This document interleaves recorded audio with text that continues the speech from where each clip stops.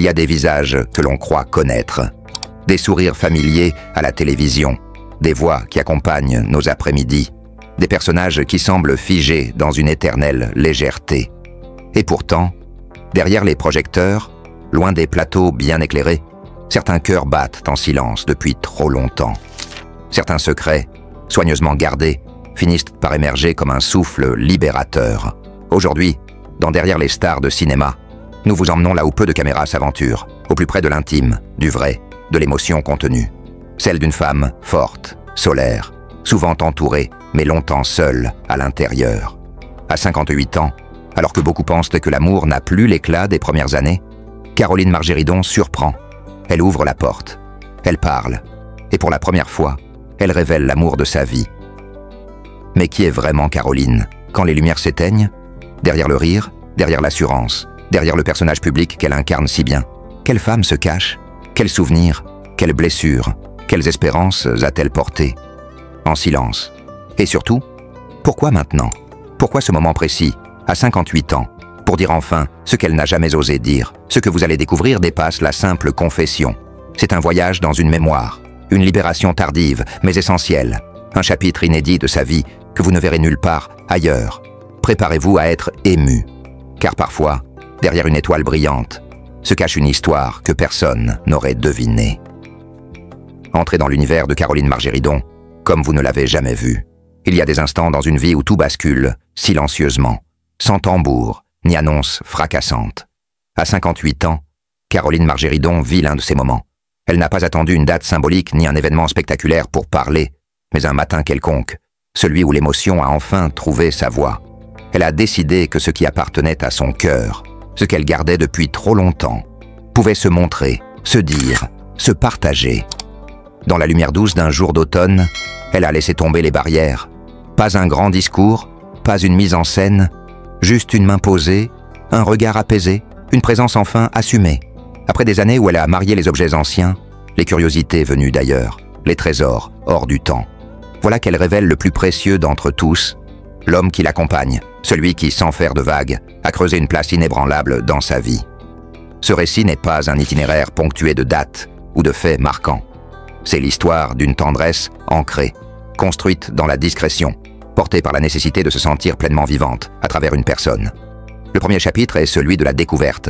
Deux êtres qui se frôlent dans un monde agité, où les rendez-vous professionnels se succèdent sans laisser de place à la fragilité. Ils apprennent à s'écouter autrement, sans micro, sans caméra, sans témoin. Juste la sincérité de leurs échanges. Un café improvisé, un échange de regards, un message envoyé tard dans la nuit comme un geste de confiance. Et puis la conscience qu'il pourrait devenir tout. Le silence qui précède la confession est un moment suspendu. Caroline se souvient de toutes les fois où elle a senti cette présence douce, jamais invasive, mais constante. À ses côtés pour un déjeuner léger, présente sans se faire remarquer dans les coulisses d'un plateau, là dans ses silences, quand la lumière publique s'éteint. Elle n'a pas ressenti le besoin de l'afficher auparavant, parce que l'amour, pour elle, n'était pas une performance. Elle avait trop entendu l'incitation à se montrer, à communiquer son bonheur. Alors elle a préféré cultiver leur intimité, hors de portée des feux artificiels. Et puis est arrivé ce matin, où tout est devenu simple. Le point de bascule n'a pas été une déclaration grandiose, mais un éclair de vérité. Elle a écrit un mot minimal, mais chargé, avec toi, qu'elle a partagé. Il était beau, simple, sans effet. Mais pour elle, c'était le signal que le temps de l'émotion retenue était révolu. Ce petit mot valait 1000 discours. C'était un geste de gratitude, de reconnaissance, de liberté. Elle a senti une légèreté nouvelle. Le poids des attentes s'est effrité. Ce qu'elle vivait avec lui prenait une dimension plus vivante, plus tangible. Cela n'a pas changé leur relation. Elle l'a renforcée. Elle l'a rendue visible, sans effacer la pudeur qui la protège. Elle a appelé son accompagnateur, son compagnon, son confident, et s'est autorisée à sourire, enfin. Ce sourire n'était pas celui d'un personnage public sur les écrans, mais celui d'une femme entière, prête à tracer un nouveau chemin. Ce chemin se lit dans des détails minuscules, leurs pas silencieux sur un chemin forestier, les doigts qui se frôlent sans qu'on leur prête attention, leur corps qui se relâche après une conversation, simplement longue, sans hâte. Elle raconte la sensation de ressentir la présence de quelqu'un qui vous dit « Tu peux être toi, j'y serai ». Elle n'a plus envie de cacher cette compagnie. Elle en est fière, parce que c'est la sienne, celle qu'elle a construite jour après jour. Ce texte, ce geste, c'est tout le portrait d'une femme qui, après un parcours façonné par sa passion pour le beau, la curiosité pour l'ancien, la conviction qu'il faut oser expérimenter, franchit une nouvelle barrière émotionnelle, la révélation de l'amour qui l'entoure. Ce n'est pas un geste médiatique, mais intime. Et c'est justement ce qui le rend puissant. Elle se revoit dans sa pensée, devant la mer, la caresse d'un vent léger, sa main dans la sienne. Elle n'a pas ressenti le besoin de le nommer, de le montrer en photo, de faire de sa tendresse un objet d'exposition. Elle a dit, simplement, sans fracas, « Je suis heureuse ». Et ces mots ont suffi. Ils ont posé une réalité, à la fois simple et précieuse, fragile et sincère. Elle n'avait pas besoin d'autre chose pour être complète. Ce matin-là, juste après son « Je suis heureuse », Caroline s'est assise dans sa cuisine, souple, nonchalance révélée. Le café, dans sa tasse blanche, sans fioriture, diffusait un parfum doux, presque timide. Ses doigts, effleurant la porcelaine, cherchaient l'équilibre entre une vie pleine d'aventures et ce nouveau chapitre. Chaque gorgée apportait un peu de clarté. Elle ne vivait pas un mirage, ni un caprice, mais la confirmation d'un bonheur attentif. Elle pense à lui, plus qu'un compagnon, un refuge.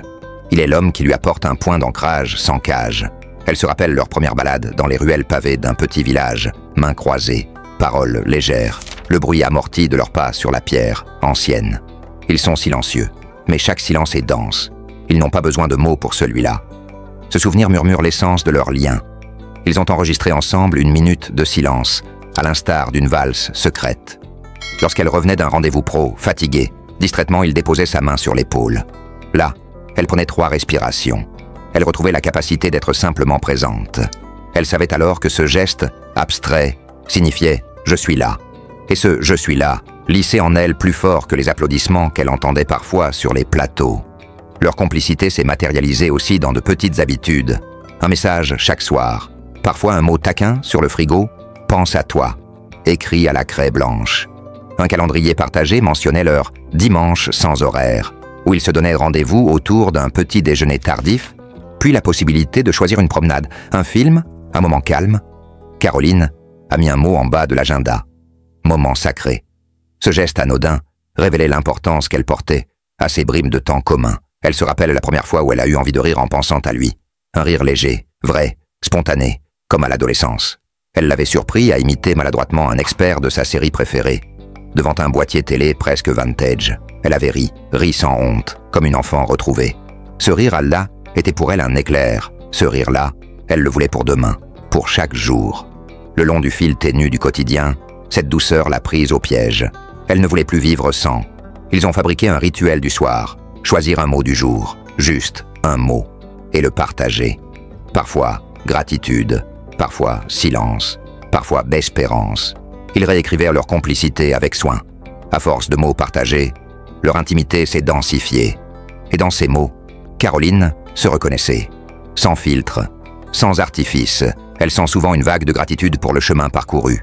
Elle se souvient d'un moment délicat d'il y a 7 ans, quand elle a hésité à accepter un projet trop lourd, à céder une part d'elle-même. À l'époque, c'était sur un plateau, haut perché, entouré. Elle s'était dit « Je me perds ». Ce jour-là, elle avait partagé cette peur avec lui, dans un message privé. Il avait répondu tard dans la nuit « Tu es entière, ne change rien ». Ce « tu es entière » est resté. Et 4 ans plus tard, ils ont inscrit cette phrase sur un coussin dans leur salon. Puis il y avait les voyages. Ils ont exploré la côte, ont traversé ensemble un marché trop coloré, rempli d'odeurs d'épices et de pain frais. Caroline, absorbée, lui a tendu la main, sans réfléchir, pour l'aider à entrer dans une ruelle étroite. Il a souri. Ce geste, qu'elle n'a jamais fait pour beaucoup d'autres, parlait de leur proximité. Elle se rappelle la chaleur de sa peau, l'odeur de sa veste après la pluie. Des petites renaissances sensorielles en miroir, comme si le quotidien se refaisait entier entre 2 mains. Elle a découvert aussi les plaisirs de l'ici et maintenant. Les plantes qu'ils ont ramenées ensemble, repiquées dans des pots qu'elle avait chinés. Leur maison n'était plus seulement un espace, mais un reflet de leur histoire commune. Un philodendron pour la lumière, un vieux miroir reflétant leurs reflets côte à côte, un tapis patiné sous leurs pas. Tous ces objets devinrent des signes d'un monde intime contenu. Il y a aussi parfois un silence douloureux, lors d'épreuves familiales, lors de l'annonce de la maladie d'une amie proche. Elle se souvient qu'il était resté près d'elle, sans rien dire, sans jouer les héros, juste présent. 1 an après, elle s'est retournée vers lui et l'a embrassé, non par geste passion, mais par besoin profond de reconnaissance, de tendresse donnée et rendue. Elle réalise que cet homme, en lui permettant d'aimer sans paraître, lui offre une forme de renaissance intérieure. Un retour à elle-même, libre de toutes attentes. Elle repense au moment où il lui a offert un livre ancien sur la botanique. Elle l'a feuilleté, intriguée. Il était couvert d'annotations de sa main. Elle s'est alors sentie profondément comprise, accompagnée dans ce qu'elle aime comme une œuvre unique. Plus tard, ils ont enregistré un message vocal pour leurs amis. C'était la veille du réveillon. Ils avaient alors décidé de ne rien publier, juste garder ces mots pour eux. Elle l'a écouté seule, après la fête. Sa voix, calme, sincère, disait simplement « bonheur partagé ». Elle a senti une chaleur envahir sa poitrine. Dans cette minuterie invisible, le bonheur s'était invité sans bruit. Ce bonheur-là, elle a décidé de l'exposer. Pas publiquement, non. Mais elle l'a offert à ceux qui l'aiment sincèrement. Sa famille, ses amis proches. Elle a organisé un déjeuner tardif, intimiste, sans annonce ni rôle. Ils étaient 4 autour de la table. Une table simple, nappée d'un tissu ancien. Le soleil jouait avec les verres. Et elle a pris la main de son compagnon. « Merci d'être là ». Sa voix était calme, mais quelque chose avait changé. C'était la première fois qu'elle parlait de lui devant d'autres, sans gêne. Ce geste simple a fait basculer leur histoire, de l'intime à l'accepter par le cercle. Dans cet espace protégé, elle a vu dans leurs yeux une lueur d'approbation, non pas un sentiment de nouveauté, mais de juste reconnaissance. Ses amis savaient. Ils savaient qu'elle avançait. Et ce geste, modeste, scellait, pour elle, une liberté accrue. Elle n'était plus seule à porter cet amour, elle le regardait aussi s'inscrire autour. Et puis, la bascule la plus douce, l'annonce d'un projet commun. Ils ont décidé ensemble d'écrire un livre de souvenirs partagés. Chaque chapitre raconterait un moment de leur chemin, de leurs trouvailles, de leurs gestes tendres. Elle a hésité. Un livre intime, oui, mais avec lui. Il lui a simplement rappelé « ce sont tes mots, à nous ». Et elle a compris. Elle pouvait émouvoir sans se perdre. Elle se met à écrire, mains tremblantes, yeux humides, comme si ce livre était celui de sa vie. Elle sait que c'est plus qu'un objet. C'est l'existence écrite de leur amour, tard venu, mais venu pour rester. Un amour à 58 ans, surgissant comme un printemps tardif, capable de refaire fleurir un hiver affectif. Aujourd'hui, elle ne se définit plus uniquement par ses talents, par ses chineries, par ses émissions. Elle se définit aussi par ce choix d'aimer sans barrière. Elle se sent apaisée, complète. Elle sait que certains diront que c'est tard, peut-être rare. Mais pour elle, ce n'est ni trop tard, ni trop tôt. C'est juste à l'heure. Ce récit, sensible et intime, trace tout le parcours, invisible, presque silencieux, d'une femme qui a apprivoisé sa peur, transcendé sa solitude et ouvert son cœur avec courage. Il montre que l'amour le plus profond ne s'obtient pas par la lumière, mais par la confiance, la patience, le sourire silencieux d'un « je suis là », transmis dans l'ombre. Et dans ces lignes, il y a tout ce qu'elle veut partager. Non pas une histoire médiatique, mais un voyage intérieur, un élan d'émotion, un chemin vers la liberté d'aimer. Et surtout, une promesse silencieuse pour ceux qui l'écoutaient. À chaque âge, le cœur peut se déposer, se surprendre, renaître. Derrière la femme que l'on voit dans les écrans, ce n'est pas simplement un personnage médiatique. C'est une fille, une sœur, une mère, une compagne, une bâtisseuse de liens.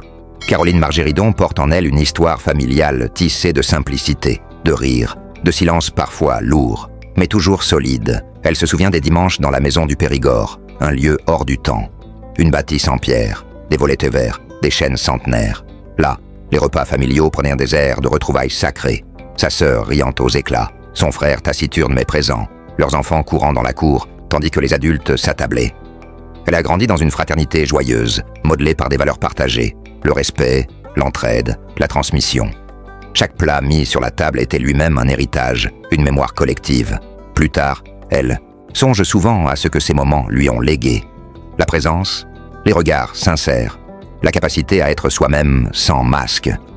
Ces racines lui servent encore dans sa vie d'aujourd'hui, quand elle doit temporiser face aux critiques ou rester droite face aux projecteurs. Sa famille, elle l'a apportée en elle, invisible mais présente, comme un écho rassurant.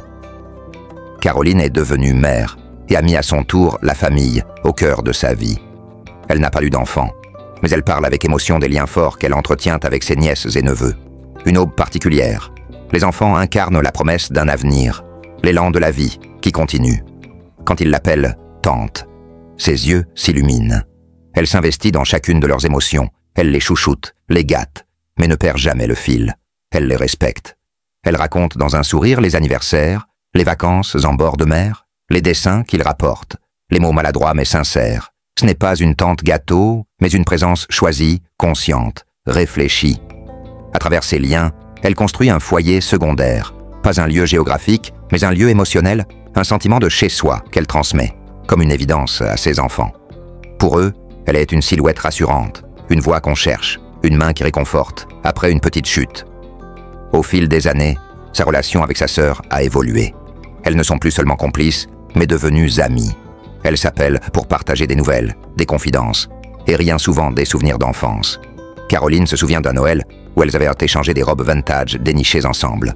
Un frisson d'émotion, un partage de passion, un instant suspendu. Depuis, ce geste symbolise leur lien. Un amour silencieux, mais vibrant. Son frère, plus réservé, représente l'ancrage. Il a toujours été là, dans l'ombre, comme un pilier. Lorsqu'elle évoque un projet un peu fou, comme démarrer sa carrière à Paris ou acheter une nouvelle maison, c'est lui qu'elle appelle discrètement pour prendre la mesure du saut. Il ne juge pas, mais écoute. Et cela suffit à la rassurer. Elle dit que son regard, parfois sévère, est un regard de sincérité. Un rappel qu'elle ne doit rien oublier de son origine, lorsque les tensions ont surgi, querelles légères, malentendus, disputes familiales. Caroline a joué le rôle de médiatrice. Sa bienveillance n'est jamais feinte. Elle prend le temps de prendre la mesure des émotions, de tempérer les mots, de proposer un déjeuner pour réparer. Elle sait que réparer est parfois plus courageux que partir. Et elle le fait avec élégance, sans ostentation. Elle souligne souvent l'importance qu'ont eue ses parents, même après leur disparition. Ils ont laissé des mots écrits, des recettes maison, des enregistrements de vieilles histoires. Un coffret, posé dans un coin de son salon, contient des souvenirs, lettres, anciens sourires, témoignages.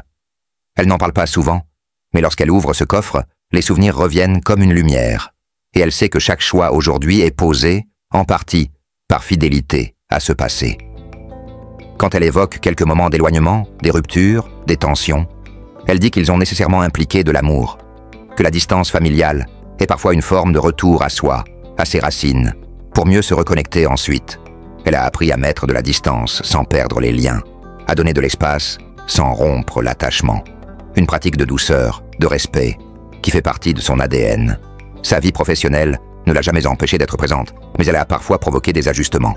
Les tournages éloignés, les horaires variables, mais elle a toujours rebondi, en expliquant calmement aux siens que le sens de sa vie se manifeste aussi par son investissement professionnel. Et jamais les liens n'en ont souffert, parce qu'il existe cette conviction partagée que le talent vaut parfois de la distance temporaire, et que l'amour, le vrai, c'est attendre. Aujourd'hui, la famille représente pour Caroline un horizon. Elle veut qu'un jour, ses nièces, ses neveux, ses proches puissent ressentir ce qu'elle a reçu. Une base solide, un espace d'écoute, un point d'attache. Elle n'a peut-être pas d'enfant, mais elle a cette responsabilité consciente, choisie, qui l'ancre dans une continuité affective. Elle sait que tout peut se recomposer, se transmettre autrement, selon les générations. Elle tient à cœur de semer autour d'elle des gestes d'affection qui traversent les générations. Elle se souvient d'un Noël hivernal, où elle avait organisé une surprise pour son neveu de 5 ans.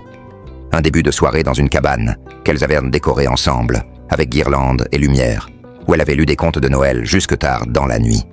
Ce moment de complicité, hors des caméras, et de la tenue impeccable, lui a rappelé l'importance de cultiver la joie, même dans les moments simples. Caroline aime partager des traditions familiales, souvent anciennes, qu'elle tient de ses grandes-mères. Elle raconte comment, enfant, elle s'asseyait sur les genoux de sa grand-mère paternelle pour entendre l'histoire des vendanges, tandis que l'odeur du raisin devinait la tonalité des récits. Aujourd'hui, elle perpétue ses gestes en expliquant à ses nièces les vieilles techniques de couture ou de tricot qu'elle revoit avec passion. Elle a un regard précis sur la transmission. Elle ne veut pas simplement offrir des objets anciens. Elle veut transmettre une manière de vivre, un rapport à la mémoire.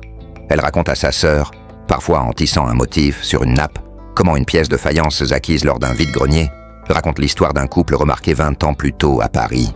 Pour montrer que chaque objet porte sa propre histoire. À transmettre sans relâche, elle prend aussi soin de partager sa vie de femme active sans imposer sa réussite. Elle se souvient d'un déjeuner où son frère lui avait demandé la recette de la confiance qu'elle respirait. Elle lui avait répondu « Ce n'est rien d'autre que de savoir qui tu es et de chérir ce qui compte en toi ». Ce jour-là, autour de la table familiale, elle a compris que son vrai travail ne se faisait pas à l'écran, mais au creux de ses instants de franchise et d'élégance. Les épreuves familiales, elles, n'ont jamais manqué.